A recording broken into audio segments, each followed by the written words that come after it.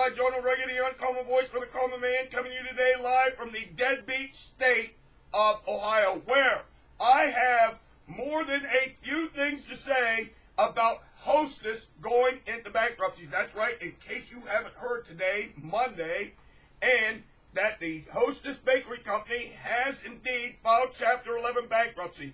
Now, what's interesting about this is that the damn union thugs that work for Hostess were told by the company if they did not come up with some sort of concessions or their health care plan, imagine that they would indeed go into bankruptcy. And the union thugs said no and went out on strike. And believe it or not, Hostess actually followed through and filed for bankruptcy today, and it's going to cost somewhere over 18,000 jobs.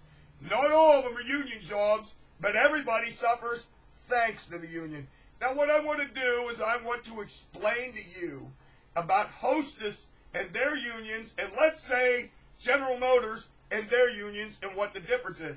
Because what's happening to Hostess is exactly what my hero, Mitt the Mormon Romney, wanted to do with General Motors. Just basically go into bankruptcy and come out of it a better, leaner, meaner company. But of course, with General Motors, that would mean that there would be a little bit of loss of benefits to the damn union thugs. And here's how that worked. Remember, General Motors was going down the tubes. They needed a federal bailout. They didn't want to go into bankruptcy.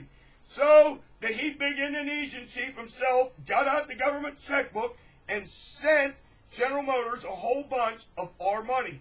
Why? Because General Motors could not afford the union retirees' legacy costs. That's right, all these auto workers, union people that retired, all their health care, all their retirement and their pensions and their dental and their eye and everything else, basically was bankrupting the country. So they had to have Big Daddy Obama bail them out with our money so that they could keep these legacy costs in force. And that is exactly what happened. We are told in the campaign that General Motors is a lean, mean, fighting machine company now. The only problem of it is they did it with our money. And of course, what's interesting about this is right now they still owe the American taxpayers $16 billion. And Obama told them, don't even worry about that $16 billion. Well, by God, I worry about it. That's my money. And I don't want to pay for these damn union thug legacy costs. But apparently, that's life, the normal, if you will, in Obama's America. But I tell you this, it'll be a cold day in hell before I ever buy a General Motors product again. And you should do the same. That is, until they give back the $16 billion, then I might buy a GM car. But not until. Now, let's go back to Hostess. Okay, so you got all these damn union thugs, the Bakers Union, that go out on strike. The company goes into bankruptcy. Now, there's a chance that this company may be sold. That's what the union thugs are hoping. But what they don't want to see happen is this, is that Hostess actually goes through the Chapter 11 process and comes out of it, and they'll have the right to basically renegotiate what contract that there is, or just do away with the union altogether. And the union thugs don't like that. The Democrats don't like that. Obama doesn't like that. But do they? Let me propose this to you. If you were a member of the Bakers Union, considering what we've seen in the food stamp nation these days, would you really want to go back to work? That's right. Why would you? You don't have to work in America anymore. My God, especially if you're in a displaced union. Who do you think's going to take care of you? Even now, as we speak, there is negotiations going on in this big fiscal cliff fiasco that's coming down the pike to extend unemployment benefits yet again.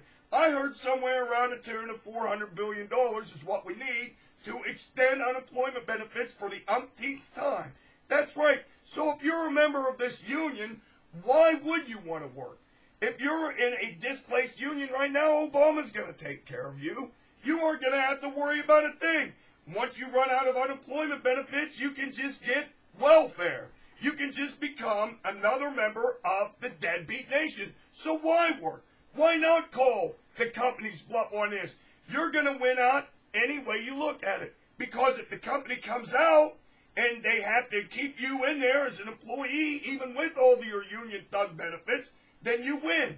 But chances are that's not going to happen, but you win anyways because you won't have to work. That's right. Just last week we heard that 78,000 new jobless claims are coming down the pike. Now there's going to be 18,500 more. So Obama, since he's taken office, or been re-elected I should say, has added somewhere around 150,000 people to the government dole, which is exactly what a socialist Marxist president is trying to do.